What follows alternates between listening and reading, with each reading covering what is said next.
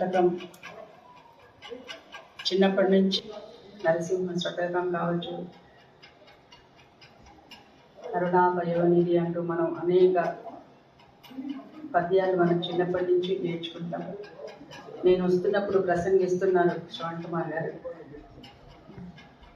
ఒక మానసిక ఒక వ్యక్తి వికాసానికి చాలా అలతి పదాల్లో అందరికీ అర్థమయ్యేట్టుగా చాలా సింపుల్. ఉప్పు కప్పూరము అంటే ఉప్పు అర్థం కాదా, కప్పూరం అంటే అర్థం కాదా, అలాంటి చిన్న అలతి పదాలతోని చక్కగా తెలుగు భాషకి శుభవృద్ధిన అనేక శతకాలు ఇందులో ఆరుగురు శతకాలతోని సక్కలను రూపొందించిన ప్రభాకర్ రావుకి ముందుగా శుభాకాంక్షలు తెలియజేస్తూ,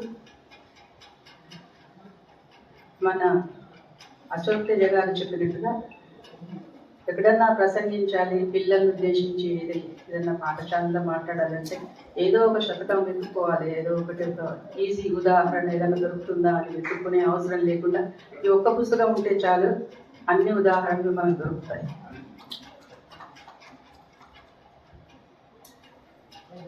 మామూలుగా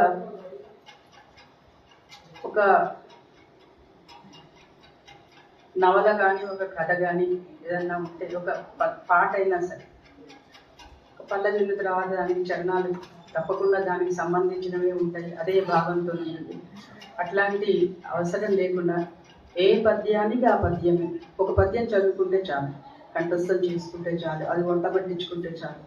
ఈ ప్రక్రియ అంతా కూడాను విద్యార్థులు చిన్నప్పుడు ప్రైమరీ స్కూల్లో కావచ్చు, సెకండరీ కావచ్చు, హై స్కూల్ లెవెల్లో కావచ్చు, అప్పుడు నేర్చుకుంటే జీవితంలో మనం మర్చిపోలేము. అనేక విషయాలు సుదీర్ఘంగా మనం